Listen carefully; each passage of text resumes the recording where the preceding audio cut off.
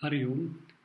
Today we will proceed with Bhagavad Gita, chapter 18 from verse number 36. And if you recall that over the last verses, Krishna has talked about 5 topics, that is Jnanam, knowledge, Karma, action, Karta, the doer, Buddhi, the intellect, and Dhruti, which means self-effort. And of these 5 topics, each topic he divided into 3 types, that is Sattvic, Rajasic, and Tamasic. So what is Sattvic knowledge? What is Rajasic knowledge? What is Tamasic knowledge? What is Sattvic action? What is Rajasic action? What is Tamasic action? And so forth and so forth. Krishna has discussed 5 topics up to verse number 35. Now the last topic he will discuss is called Sukham or happiness. And even happiness, Krishna says, is of 3 types. There is Sattvic happiness, Rajasic happiness, and Tamasic happiness. So now let us look at verse number 36, where the Lord introduces this topic about Sukham or happiness. So here the Lord talks about the 3 types of Sukham. And since there are 3 gunas in every human being, so which is the dominant guna will determine that person's knowledge. So if the person is Sattvic, he will pursue Sattvic type of knowledge. And therefore the person is also a Sattvic doer. He will perform Sattvic karma or action. When a person has Sattvic knowledge, performs Sattvic actions, the end result, that happiness can only be Sattvic. So the Lord says here, from me, may you shrunu, may you hear, idanim, now, and he addresses Arjuna as Bharata Sabha, which means Skyon of the Bharata dynasty. Skyon means one who is a descendant of a noble or notable family. And this he's referring to, of course, Arjuna, and to assure Arjuna that since you are from a noble family, all your actions, because of your right upbringing, will be Sattvic only. So the Lord says, Yatra, that in which Ramate, one takes delight, Abhyasat, owing to regular practice. So that regular action that we do and that happiness that we get. Example, when a person repeatedly smokes a cigarette, that smoking of the cigarette brings intense joy. And then that becomes a habit because it brings him joy every time he smokes. But what is the end result of such a bad habit? Or for example, if another person takes delight in going to temple and experiences joy in listening to spiritual discourses and bhajans, and that again becomes a habit because every time he goes, he gets joy and he wants to go again and again. And what will be the outcome of that? So the mind gets addicted when we constantly practice what brings us happiness. And the first time action is always based on our willpower.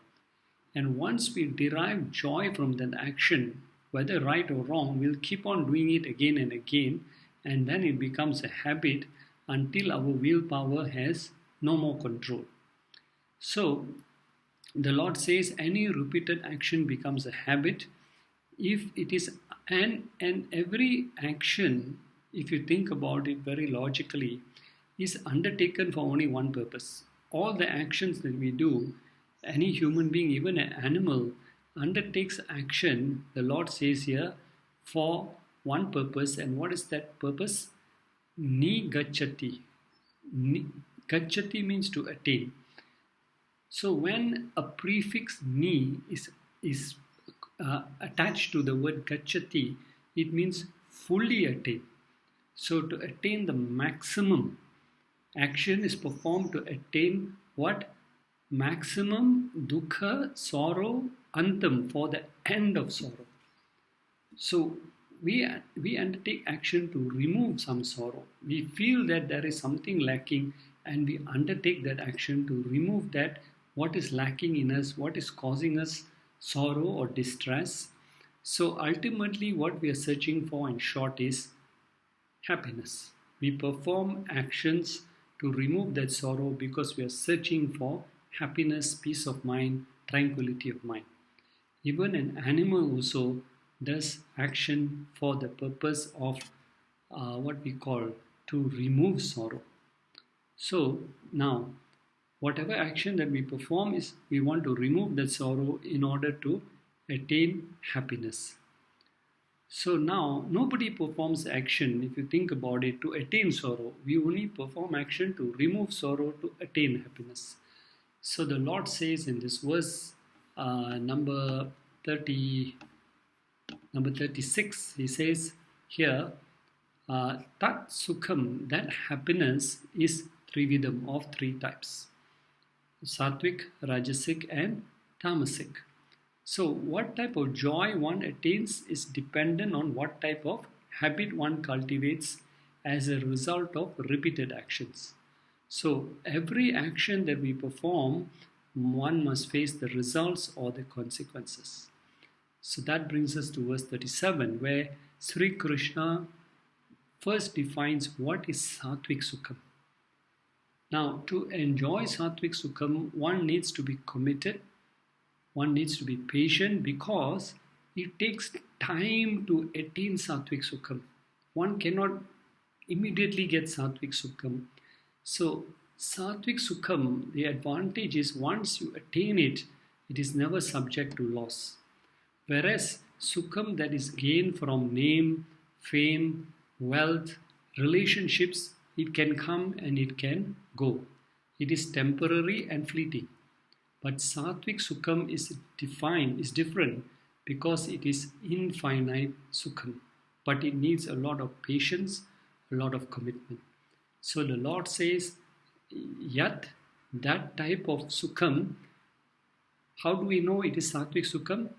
Which is agre in the beginning. Whenever we do any action, in the beginning, that action seems to us like visham, like poison. Visham eva, like poison. It is not that it is poison, but it seems to us like poison. So, example, poison is something, of course, that is painful, but here what it means is that there are many obstacles to overcome. It requires a lot of sacrifice, a lot of discipline, commitment, struggles. And if you think about it, in order to give up our past bad habits, the mind will rebel. When we try to give up bad habits, the mind will go against us.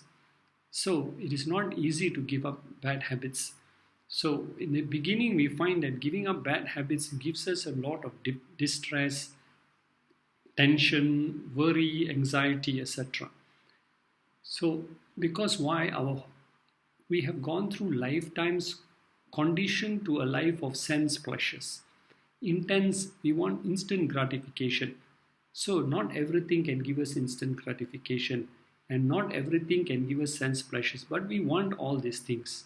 And to move away from these things because they are harmful to us, then definitely we need to overcome that frustration and anxiety. It takes a lot of commitment and practice. So there was an example, a very nice story I read about how to break that mind. And this Swamiji wrote about when he used to go trekking in the mountains, very high in the mountains.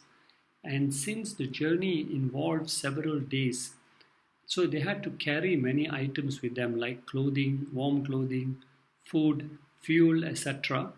And there were caretakers that used donkeys to carry this heavy load. But whenever the load was placed on a donkey for the first time, the donkey is an animal which is lazy by habit. So what the donkey used to do is kick up his hind legs, his back legs, and throw the load off from its back. So whenever you put the load on the donkey, it kicks up his hind legs and the load falls down. The caretakers came up with a simple trick, although being cruel, to discipline the donkey. They tied one of the front legs of the donkey to the rear legs. So when the donkey kicked up the rear legs, automatically it pulled the front leg and the donkey landed flat on its face. It hurt itself. Every time it kicked its legs, it fell flat on its face. So after a few tries, the donkey got scared to kick up his hind legs and he carried on carrying the load. So in the same way, the nature of the mind has to be broken, and it will take some pain, some anxiety, some struggle, some sacrifice. But the Lord says, if a seeker continues to make sacrifice, overcome obstacles, working towards the supreme goal, then the suffering and the pain, which in the beginning was like poison, seemed like poison, the Lord says, Pariname, in the end, will become amritopamam, will be compared to nectar. It will be sheer bliss, sheer joy. So it is also like when we want to exercise, when we are overweight. The first few weeks, we try to get up early, we try to go to the park to jog or to walk. It seems very painful, it seems very stressful. But once we start seeing the results and we enjoy the activity, then we look forward to that walk or to that jog also. It becomes a pleasure. So in the same way also, the spiritual path is not an easy path. We have to, when we start on it, it seems very difficult. It requires a lot of sacrifice and commitment. It seems like poison, but once we keep on pushing ourselves with our willpower, the end result, the Lord says, is only amrit, like nectar. And there is a lot of stories given in our scriptures also about all this, to explain that one who makes sacrifices will suffer in the beginning but will only get real happiness. Now, why is this Sattvic Sukham so fulfilling and permanent? Krishna says here in this verse, because Atma, self, Buddhi, knowledge, Prasadajam, it is derived from self-knowledge. It is born out of self-knowledge. That means before one attains this self-knowledge, out of ignorance, we run after the world to seek happiness and comfort. And seeking happiness is our birthright. Every human being wants to seek happiness. But the problem is we are seeking for the joy in the wrong place. When the world itself is constantly changing, we are seeking joy and happiness from the world that is constantly changing. How is it possible that our joy can remain infinite? It can remain the same. It can never remain the same. So, therefore, with knowledge comes clarity about the world, that the world is not a place for me to seek joy. The world is a place for me to discharge my duties, is to serve the world, serve the Lord, serve humanity. But for my comfort, for my joy, for my security, for my happiness, I must seek it from the spiritual path.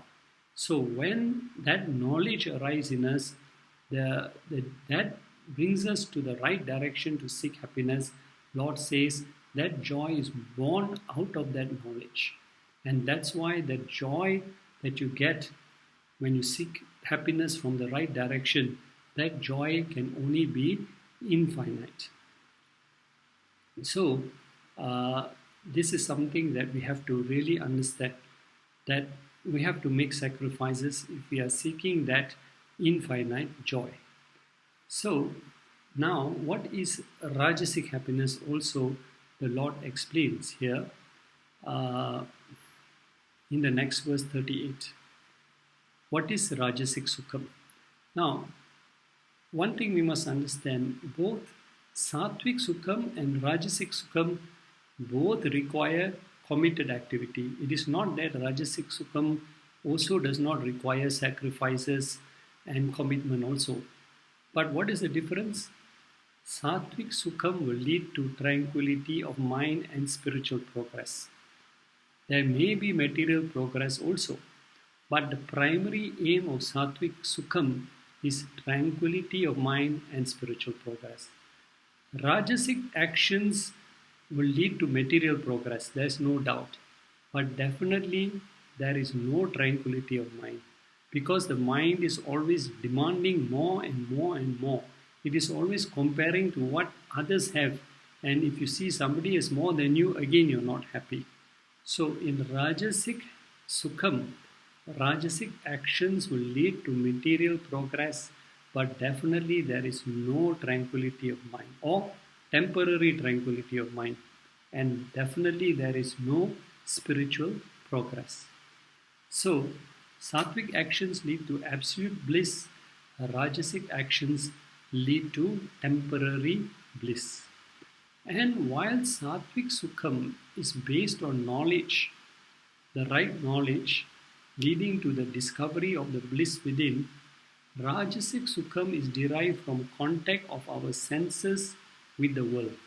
So there is no knowledge here, it is just senses contacting with the world and bringing us some pleasant experiences. So the Lord says, this is the definition of Rajasic Sukham. Tat Sukham, that happiness, yat, which arises from some yoga, contact of the Vishaya, objects of the world. So when our eyes see something pleasant, our ears hear some pleasant sounds of music, our lips, our tongue tastes some what we call tasty food, our skin touches and has a wonderful sensation. All this is called a contact of our senses with the world. So the Lord says some yoga, contact of Vishaya, objects, with our indriya, with our organs. Eyes, ears, nose, etc. the organs coming into contact with the world through rasa, through taste, through gandha, through smell and so forth. And therefore, what is the result of such contact of the senses with the world? The Lord says, agre, in the beginning, such type of contacts are amritopamam. It is like nectar. It gives us instant pleasure, instant happiness, instant joy. So instant gratification. We eat a wonderful meal, we get instant gratification. We hear some nice gossip or we hear some nice music, instant gratification. So, or you develop a new friendship, instant gratification. It can give you all types of happiness. But what is the problem? The problem is, here he tells us also, because the mind keeps on demanding instant gratification, and as long as you please the mind, you are happy. So what happens? The Lord says, it will be like visham, poison, evil, like poison, pariname in the end. So that happiness which gives us instant happiness in the beginning, but in the end causes us a lot of distress, trouble, agitation, anxiety. The Lord says that is Rajasic Sukha. So, what we call a beautiful example was given in one of the scriptural texts to explain what is this Rajasic Sukha. So the example was, if you have a pot and there is a fire burning and in the pot there is water.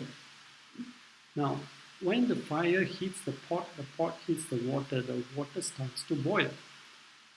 And afterwards, if you want the water to cool down, you just add in more cold water, the water cools down. But because the fire is still burning, after a while, that cool water again becomes hot. So, what is the allegory here? Mind, when it is stirred by desires, it starts to disturb us. So it pushes us to actions. When we acquire what the mind demands, okay, whatever the mind demands, we acquire, we obtain it. For a while, the mind cools down. But what happens? Because so many desires are still burning there in the mind, another desire will heat up the mind and will push us to another action. And we satisfy that, the mind calms down for a while, Again, after a while, the mind pushes us with another desire to another action. So, man is the slave of desires. It is said, man is the slave of desires, but desires are the slave of no one. This is the problem. We become a slave of desires. Why? In order to placate or to make the mind happy, to cool down or to settle the mind. So the Lord says, Tat smridam rajasam. That is said to be rajasam sukham, rajasic bliss, which in the beginning gives us instant pleasure, but in the end gives us a lot of pain. And we can see these examples in all our addictions: alcoholic addiction, addiction to cigarettes, addiction to drugs, addiction to gambling, all these kind of wise activities, VICE, wise activities or wise, in the beginning they give us a lot of pleasure, then they make us addicted to them, and in the end we suffer as a result of this overindulgence of gambling, alcohol, etc. And that is called Rajasic Sukham. So now in verse 39, the Lord will speak about Tamasic Sukham. Tamasic Sukham is neither born out of knowledge or of contact of senses, because a tamasic person does not want to put in any effort. Tamasic Sukham is based on one philosophy: ignorance is bliss. So a tamasic person will never put any effort in life to find bliss. But how does he find bliss? How to avoid work? How does he find bliss? In sleeping and eating and remaining in a state of ignorance. So the Lord says, Tat Sukham, that happiness, Yat, which Agre, in the beginning, Cha, and Anubandhe, in the result, in the beginning and in the end, it is Mohanam, it is delusive, Atmanaha, to oneself. So from birth to death, this person will never find that real happiness. It will always be very delusive, he will never experience that. But what is it that keeps the tamasic person engrossed in his state? There are a few things the Lord says here. Nidra, sleep. And sleep here means excessive sleep. Sleeping for unnecessary hours also. Alasya, laziness. So these are all the things that give a tamasic person the wrong things. A tamasic person is getting happiness from excessive sleep, from laziness is getting happiness, meaning avoiding work. And that also leads to pramadotham. The word pramadotham here means negligence of duties and responsibilities. A tamasic person will find any way to avoid doing his duties and responsibilities. And that's what gives them the joy. The wrong things gives this tamasic person a joy. And that person, this tamasic person, will not change his habits, will not take the advice of others. Instead, he will justify his wrongful way of living. And the saddest part is that the Lord has gifted every human being with the intellect to discriminate from right and wrong actions and make the right choices in life. But unfortunately, this tamasic person is so engrossed in a state of sleep, laziness, and negligence that he ends up deluding also himself also. And this is the sad part of a tamasic person. So the intellect gets weaker and weaker and weaker. And the person actually, the human being actually leads a life almost like an animal, because that's what animals do: eat, drink, sleep, procreate. A human being is no different from an animal also. So the Lord says of this type of happiness, which from beginning to end also, that happiness is deludes a person. He says Udharitam is said to be tamasam, is born out of tamas also. So now the Lord has concluded the topics here which he started earlier. The topic of renunciation, what is sannyasa, he explained to us. Jnanam, knowledge. karma, action, karta, doer, intellect, buddhi, firmness, dhruti, and happiness, sukham.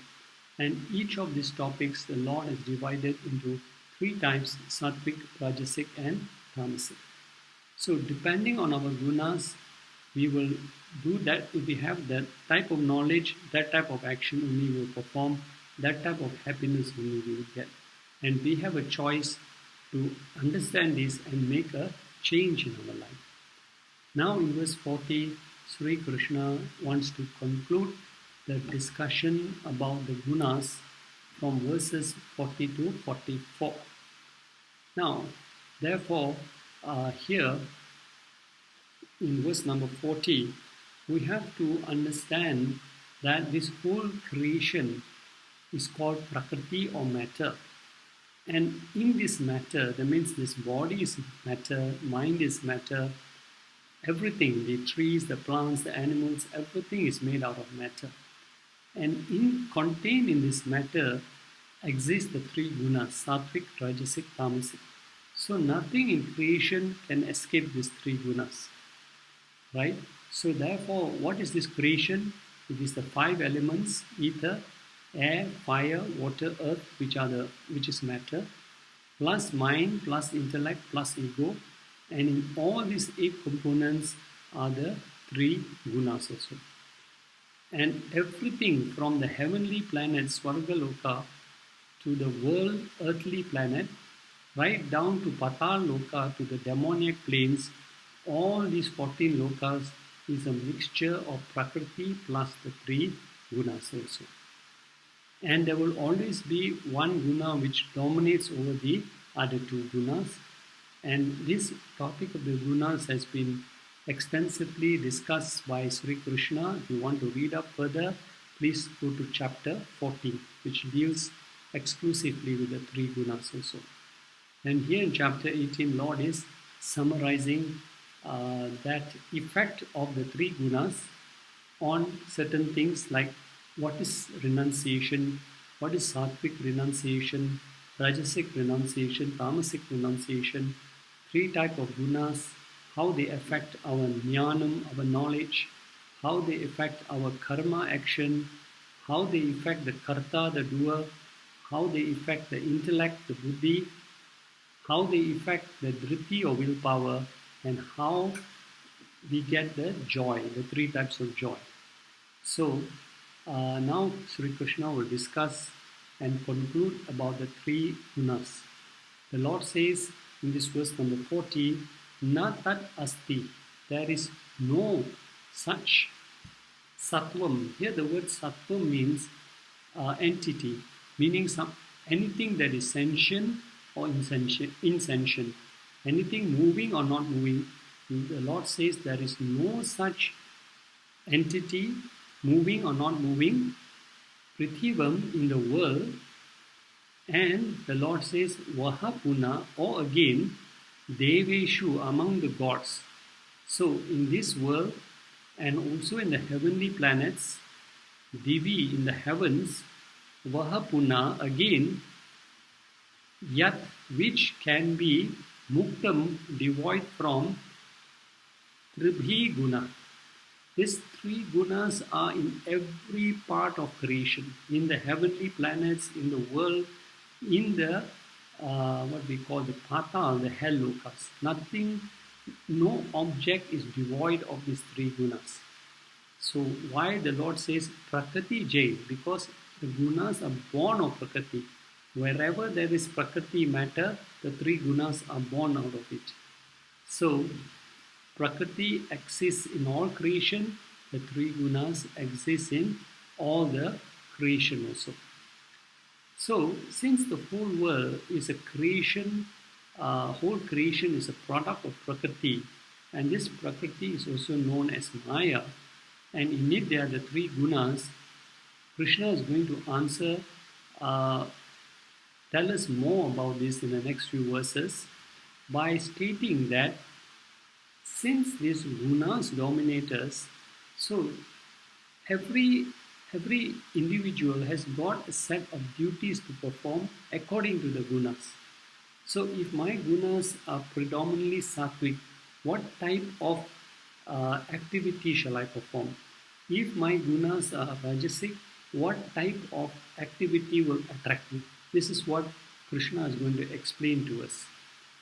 So we will see in the next lesson from verse number 41 about the caste system, and this is one of the most misunderstood aspects of our religion. It is not understood, and people give all the wrong kind of explanations about the caste system. Krishna has explained about the caste system in chapter 4, and he will again emphasize that the caste system is based on the three gunas. It is not based on which family you're born in. So let us try to understand the right, what we call definition of our caste system, which will be discussed from verse 41 onwards in our next lesson. Hari Om Tat Sat.